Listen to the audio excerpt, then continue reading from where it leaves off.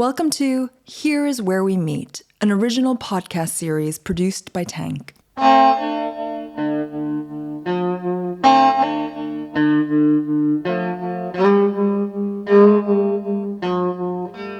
Michael Morris. And I'm James Lingwood, and you're listening to Here is Where We Meet, a series of conversations with just a few of the artists we worked with across 3 decades as co-directors of Artangel, producing extraordinary art in particular places across London, the UK, and beyond. Today we're talking to Janet Cardiff and George Bures Miller, who are in their studio in Western Canada. The work they made for Artangel in 1999, The Missing Voice, Case Study B, introduced audiences to a novel experience, the audio walk. Guided step by step through the streets of Whitechapel in East London, the walker became absorbed in a soundscape that was in parts detective story, film noir, and inner city guide.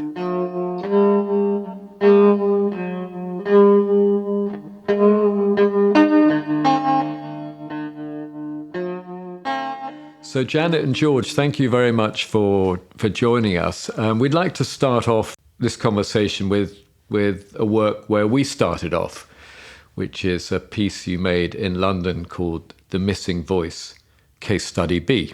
Could you describe what the work is and how you would experience it?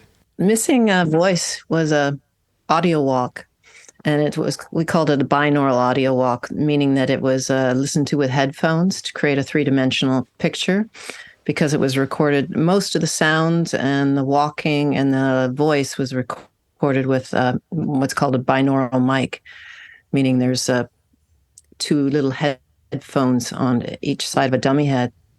I'd been doing experiments with walking and talking to myself and realized that when you play it back with this sort of 3-dimensional picture on headphones, it gives a very interesting effect, like that the listener can be there with the person, the artist, and be directed through different parts of the city, as well as create this sort of intimate connection because they hear my breath, they hear my footsteps.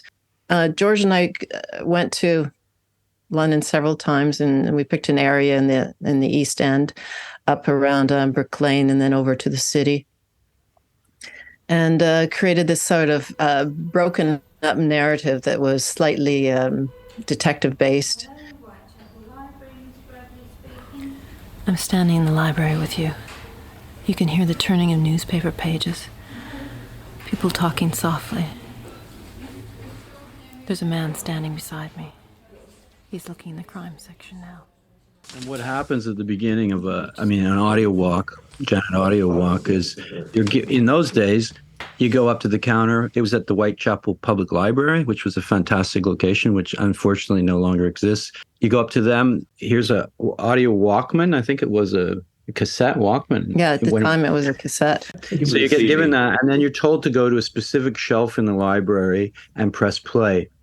And then Janet's voice comes on, and she's right there with you, and you hear the sounds of the library around you in hyper-realism because it's recorded with binaural audio, and it's the sounds of the library that are actually there, but they're a little bit louder maybe. So you hear the woman answering the phone, and you might look over, and she's not actually on the phone, but you hear her in the audio on the phone. So there's this double reality that starts to take place. So, yeah, it had to always be handed out by someone. Now, the last video walk we did, it was actually downloaded. You can download a file to your phone and then use your own headphones. But back then it was fairly labor intense and having to find a location that would agree to actually hand it out. And the library was perfect. Was a longer experience than you'd made with earlier audio walks? Yes, it was actually a little frustrating too, because we hadn't taken into account how loud the city is.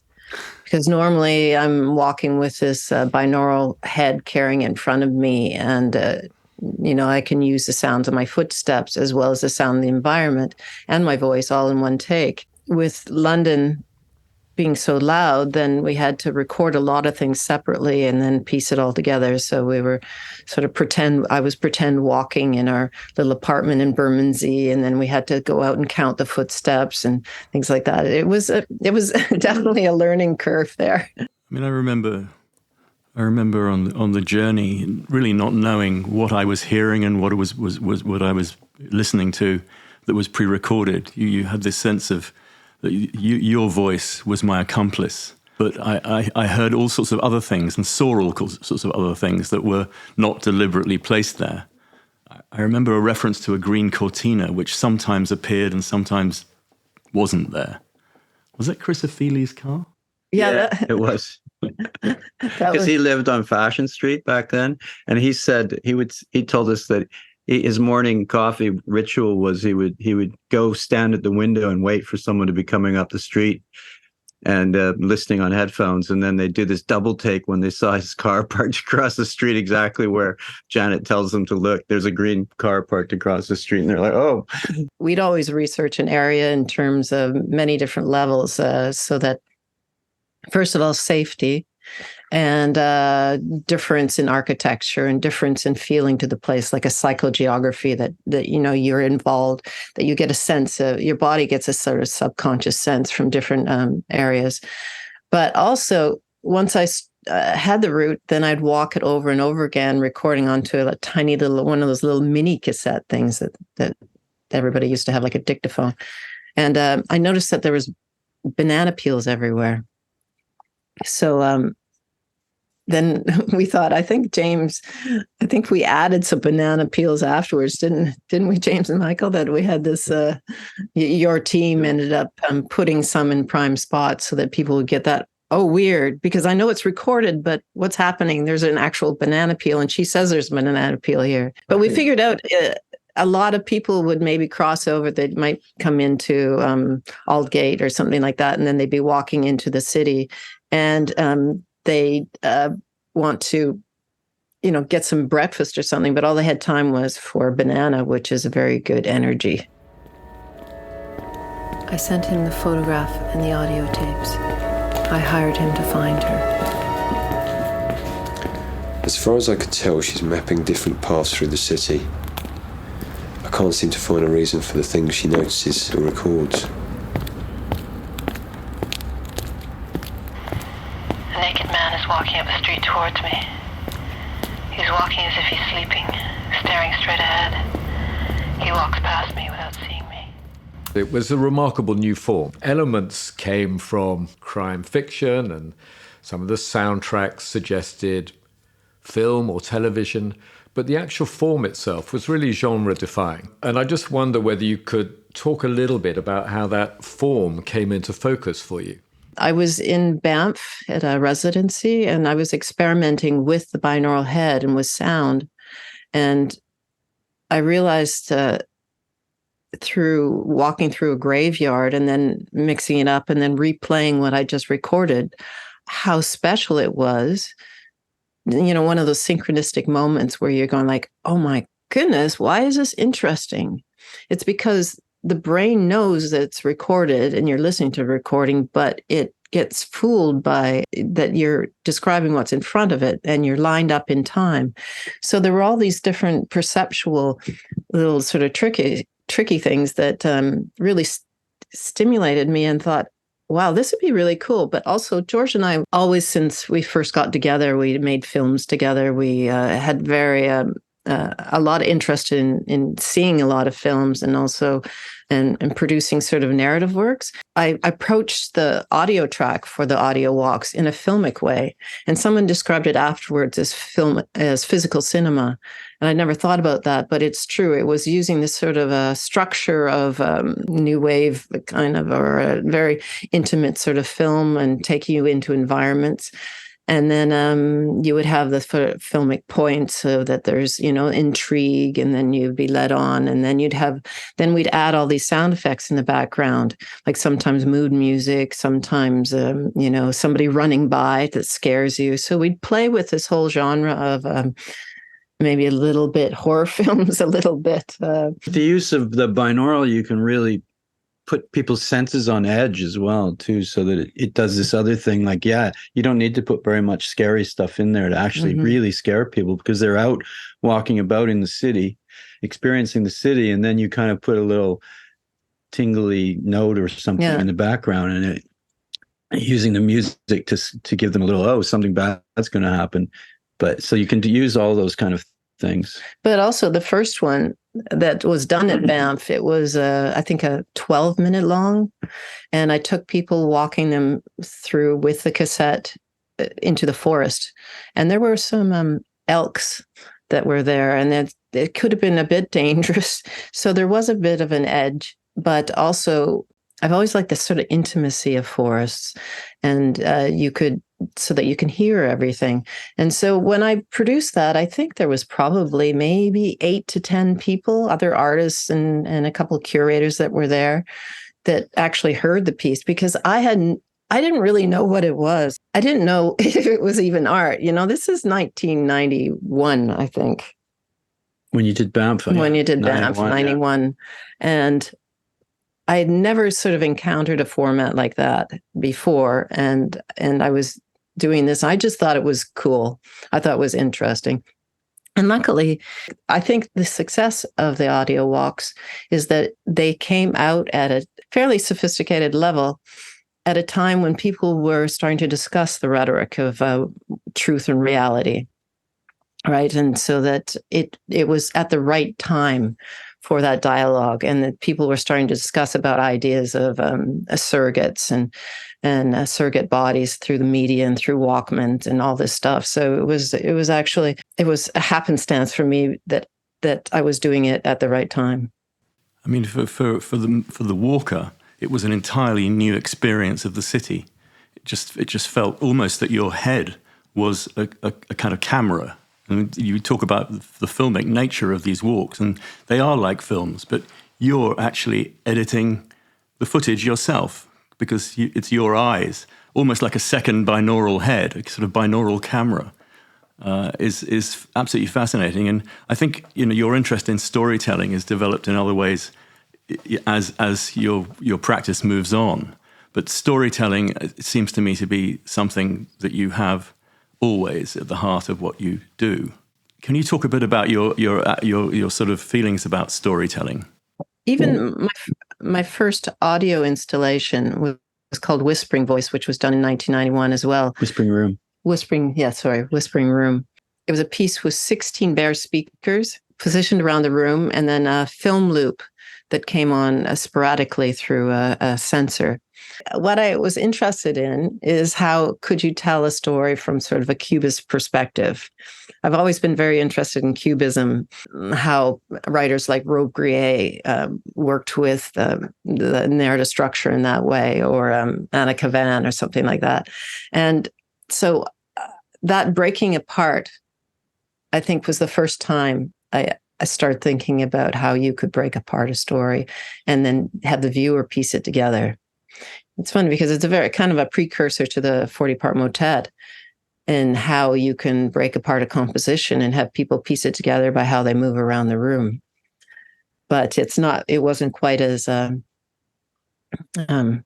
sort of broken up as the Whispering Room. It is pretty, that was an interesting piece because it had the 3 different women's voices, right? And they're all telling their take of a situation, right? And they're all different, so that the events of the story are different. And so you have to piece it together by walking around the room and going from speaker to speaker. And of course, you're creating a broken narrative anyways. And then the women are telling you different things about what actually happened. So it was a bit more obvious in a way, but and then you took that kind of idea and you put it into a linear format with the audio walks, but then you created the broken narrative yourself, as opposed to having the viewer create the broken narrative. Mm-hmm. The 40-part motet, and perhaps you should describe that. It's like a disembodied choir. 40 parts of Thomas Tallis's Spem in Alium. Was it recorded at Salisbury Cathedral, or am I making that up? It was recorded by the Salisbury Cathedral Choir, but in a building there called the Medieval Hall, because we didn't want to record in the big space of Salisbury. We wanted to record in a deader space to we wanted every space that it showed in to create its own reverb. So we actually covered the medieval hall, which is actually a pretty big space itself, with blankets and dead material, and then grouped the whole singers in there. But yeah, the original idea was for the 40-part motet was I was actually recording in England for a piece at the airport, an audio walk that never really saw the light of day much. One of the singers that I was recording noticed that I really liked three-dimensional and sort of complex sound. And so she said, here's a CD of Thomas Tallis, and it's got this amazing piece of music, the 40 different harmonies. So when I got back to Canada, I put it on and was listening to it with George there. And immediately on these two little speakers on our stereo system, I thought, this would be brilliant if you could actually feel it around you and you could see the 40 different choir members, and yeah, we have to record this. I said, George, come on, it's going to be easy. We can do like 40 singers and 40 speakers, and then you'll be able to walk amongst the music physically. One of the things that I think connects what you've been saying about your approach to the audio walks and your approach to the installations you've mentioned so far, such as 40-part motet, is, really placing the listener right at the center of the work. I think so. Don't you think, George? Definitely. Yeah. There's a number of things to discuss there, like sound, for one thing. You don't have the filters for sound that you do for your vision, or it's just not as an intellectual thing. So when you hit people with sound, they can't stop it from coming into them. And the emotions can come into you in a way that you can do that without, unlike any other medium, really, sound, the way it works. And also then you get, because I think one of the bases behind a lot of that is this idea of connection. The connection between the viewer or the participant and the artist. And I'm not quite sure why we really liked, having, say, the viewer push a button to start something, or that their motion triggers something. And I think it's because we want somehow this individual understanding of the artwork, and that there is no one different variation of this piece, like in F sharp minor, which is a table full of about 75 bare speakers lying on the table. And it's got all different tracks of music that go together in F sharp minor, the scale of F sharp minor. And as people wander around, they trigger. So then we wanted this composition that was forever changing and would never be the same for two different viewers. But why is that interesting?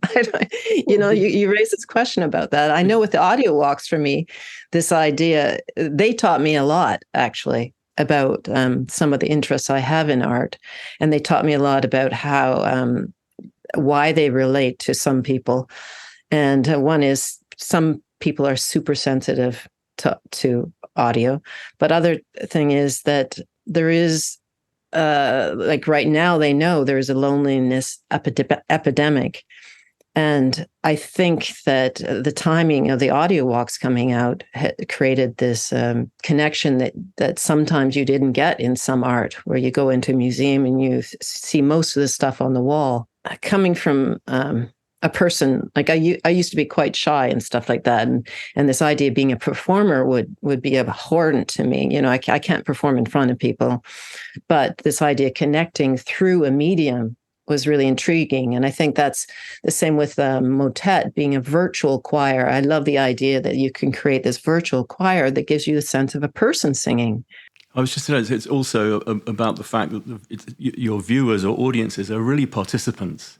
They're actually triggering something off, even if it's not interactive. I mean, the 40-part motet is like a walk through the woods as well. And then you arrive at the sweet spot, the glade, where you can hear perfect combinations of human voices.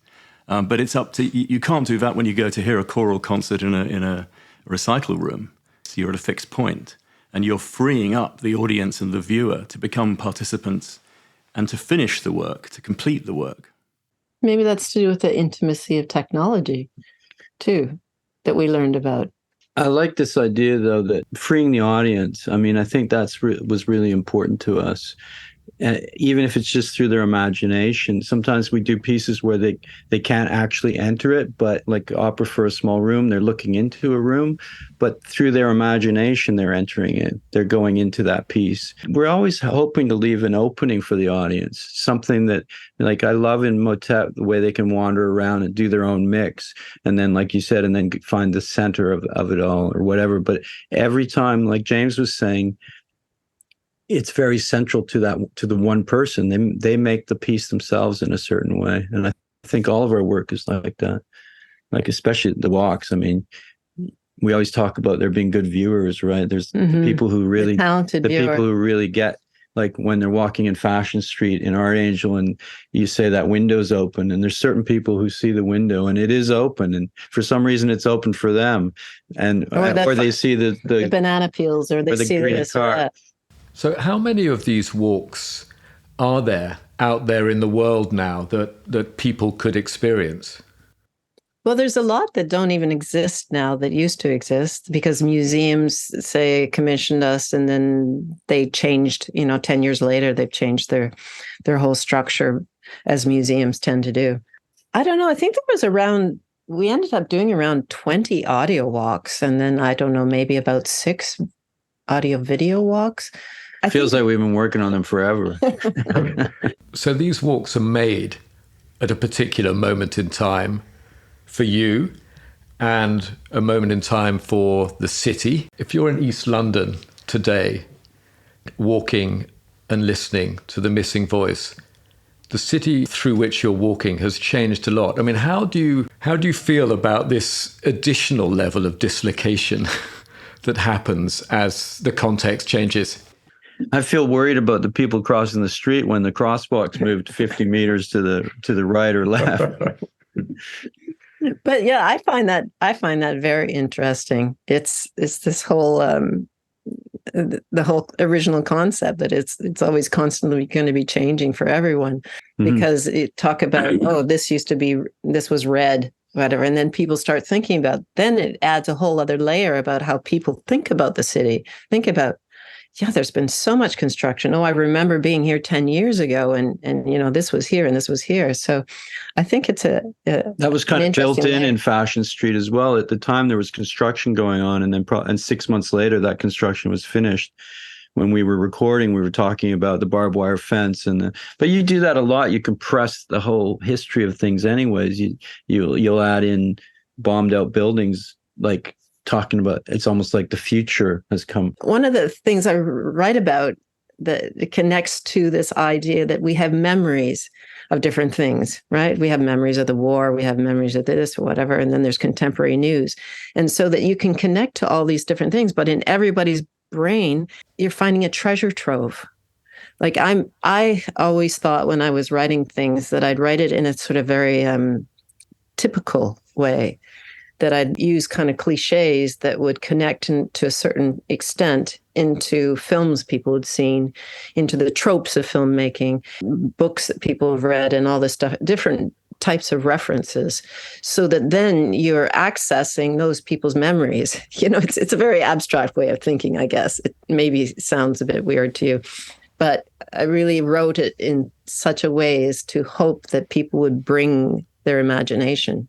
If I can just sort of go on a crazy link here, and it makes me think now of, they're talking a lot about VR and augmented reality and stuff like that, and we've done a little bit with it.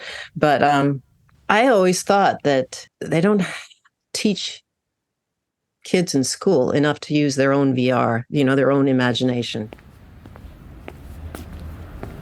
Have you ever had the urge to disappear? To escape from your own life, even for just a little while?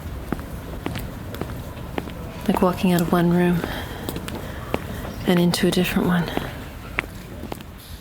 You make quite a lot of works which are rooms. So with the walks, you're inviting people to go on a journey, physically.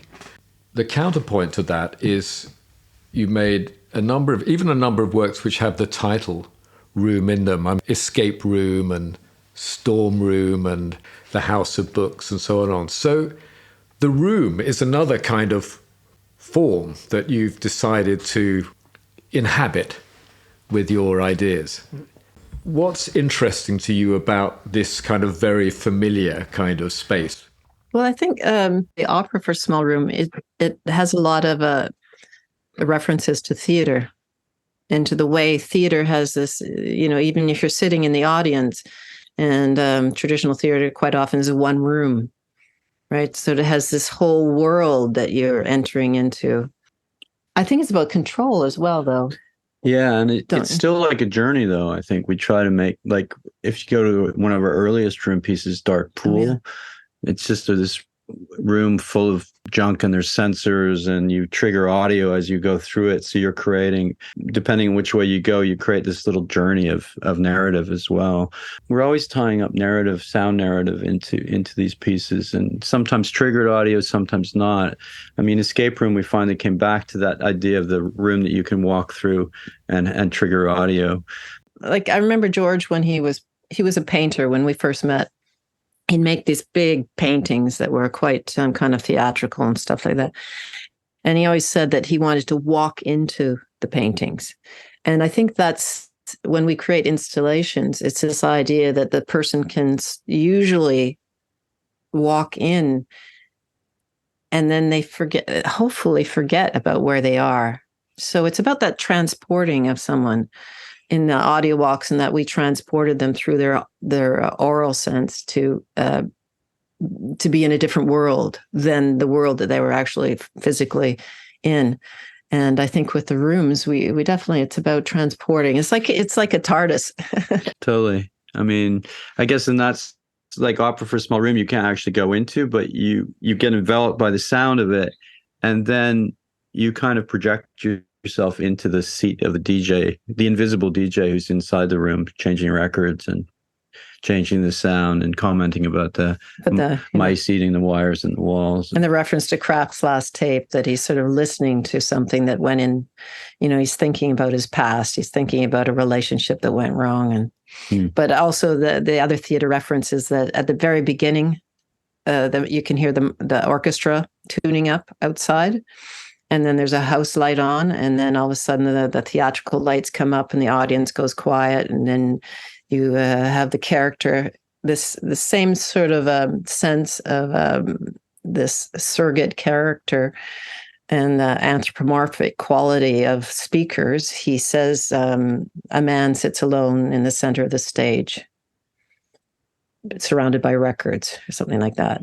So it's setting up this whole sense that, okay, we're going to be here for a theater piece, and so then I understand that this is a theater piece. So then the viewer is able to sort of enter into that piece as if they're one of the audience members. Yeah. And so those rooms, I'm just thinking about James's question about rooms and why rooms. I think it's because there's something somehow controllable. When we first did Dark Pool, we were given it was a project we did for Western Front in Vancouver. They gave us a really big room, and it just didn't work in that space. And then we showed it a few more times, and slowly we realized, okay, we have to control this better. And so we made it smaller and smaller, so that eventually we had this encrusted room that you kind of explored, and instead of moving through a museum space that you explored with all the different things spread out all over the place. Even with the theater piece, the Paradise Institute, you're within this structure that is like a room, but it's like a mini theater. So you're contained within that space. You're in this controlled setting that the theatrical tropes of how we distress the seats and the wallpaper and everything leads you into that. Oh yeah, I know. I've been in an old theater before. I know what to do. So some of the rooms contain what I guess you'd call very elaborate contraptions. I'm thinking of the killing machine, which is inspired by the Kafka story in the penal colony, the poetry machine, which I think is the Leonard Cohen fragments, and the instrument of troubled dreams. I mean, these are all, kind of audiences interact with them. Even the killing machine, you interact with, even though you can't lie down. You wouldn't want to lie down. it's dangerous. But that seems to take the contents of the room a little further forward. Yeah, and I think that what happens, say, with the Killing Machine and to the same extent the opera, it becomes a bit of a music box. And then the Instrument for Troubled Dreams and Leonard Cohen piece and F sharp minor and several other pieces, it's like we created an instrument, right? We created a musical instrument then that sits there and doesn't do anything unless the audience plays it. So it's I don't know why that fascinates us, but we continue to make musical instruments or instruments that we think. I mean, it's just fun in a way. The Leonard Cohen piece, it's great to just sit there and hear his voice coming out of the speakers and being able to just. I really like playing one poem at a time because he's got such an amazing voice. But then Janet will come in and play he'll say this one sentence or one word and then go to another note and play another word from another poem, and then it's giving the audience the individual experience. Yeah, I mean, you've just founded a space, I believe, in Enderby, a kind of warehouse where you can set up quite a few of these projects. Tell us a little bit about that and what your hopes are for the future of it. So, our crazy adventure. In the middle of nowhere in British Columbia. It was amazing because we opened in last, I think, July 30th it was. I mean, we've had the building for a couple of years and it's just, we've been very busy. So it's taken us a long time to finally get it renovated. As soon as we opened, we got pretty good press, like nationally as well as even some internationally. And it was like this curious thing. Why are these artists opening this big contemporary art space to showcase their work in the middle of nowhere? Many people said that. George and I discovered this building. It's two buildings. Each building is 9,600 square feet. So, and they're about 19 feet high. So they're quite big spaces and they're ideal for our work. But one of the things we've wanted in the last 10, 15 years is to find a space where we can actually see our work. We never get to see it, or hear it or experience it because it's always in crates, right? Unless it shows at a big show or shows at a big space. And like Murder of Crows we have up now has 98 speakers. And it was showing at Inhotim in Brazil for quite a few years, but now they've closed that down. And it did show in Madrid a year and a half ago and things, but it rarely shows because no one has a space like that. So I think that was one reason. We're doing it for selfish reasons. But at the same time, we both grew up in small towns. And I grew up on a farm, actually. And I just remember being starved for culture. And so one of the things that we started to do is to be sort of like an educational venue to show people that art is not just landscape painting. There's lots of great landscape painting around, but that is the normal thing. If people think about art here, they think landscape painting. We wanted it to be an eye-opener into that you don't have to go to Berlin or to New York or London or Vancouver or Toronto to see this sort of art or to see this. You can see it right here. And people have been incredibly thankful, I have to say. Mm-hmm. They are constantly thanking us for doing this. And we've had, I think about since August 1st, about over 2,000 people, which is a lot for this area. Might you make new work there as well? Do you think you might develop work there? Well, we use it as a partial studio as well. We have studios here on the farm where we are. We have 2 or 3 studios here, but then it has a few cleaner rooms. So we were working on a project for San Francisco just recently, and we actually built a piece in one of the cleaner studios there in the museum. We call it the building. We're going to use it, but we're also going to we're going to probably add 2 or 3 spaces in the this winter, and then put 3 new pieces in. Not new pieces, but older pieces. So it's a way for us to really look back at our work and go, oh, that's kind of interesting, and also to show it in a way that it's fun to be able to show it no museum telling you what to do. I hate to say it, but there's always compromises. And now we realize, running it ourselves, we realize, well, that's why museums make compromises, because it costs them a lot of money to do it the way we want to do it. So we've made some compromises as well. So now we have that double hat of being the artist and the museum director. And it's like, oh. And we also have planned, there's an apartment in it. And so the building manager that we have right now is we're talking about doing some residency programs. We're talking about having educational programs, which is one of my original intents. I used to be a professor, so I really like teaching art. What are the dynamics of working together as partners and co-artists? The generating of ideas, the editing. It was hard at first, I think, but that was a long time ago. So, I mean, when we were both individual artists, when we graduated from school, we probably both had our careers for 10 years individually.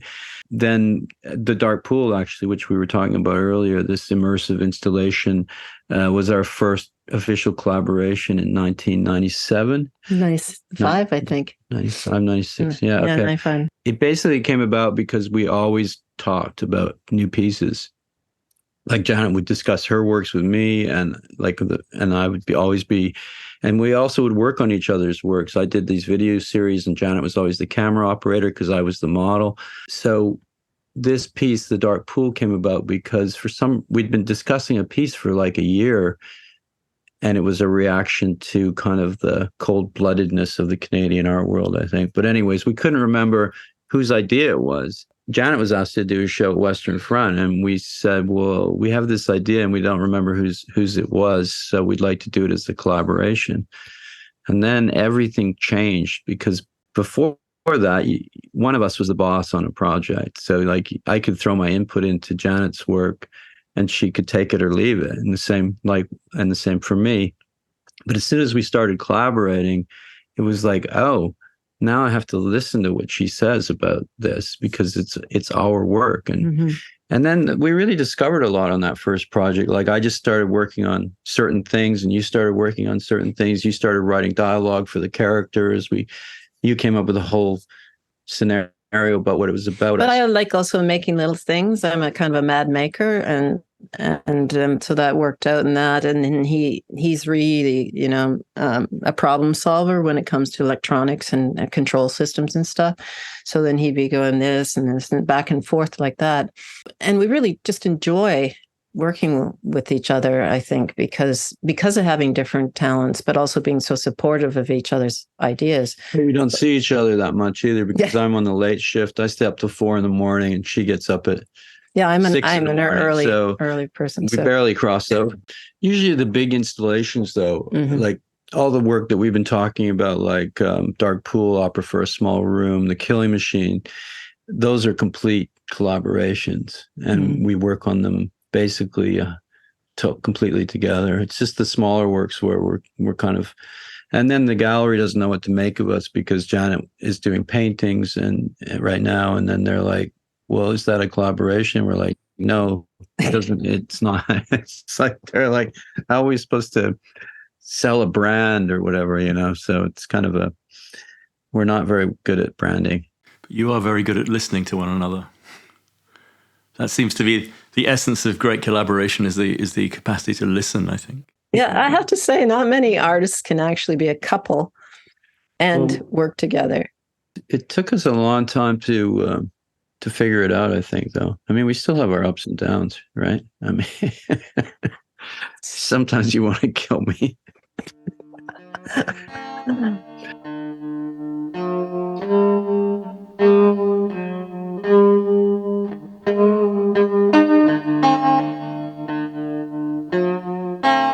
Here is Where We Meet is devised by James Lingwood and Michael Morris, co-directors of Artangel from 1991 to 2023. The theme is composed by PJ Harvey. Millie Roberts is the production manager, and Matteo Pini is the editor. Nell Whittaker, Sorab Golsorki-Ainsley, and Thomas Ruche are executive producers. Otomi Larcher is the graphic designer, and Stephen Lewin is the audio engineer. Here is Where We Meet is an original podcast by Tank and is available on all good podcast platforms. The series is dedicated to the memory of John Berger, from whose book of imaginary conversations its title is taken.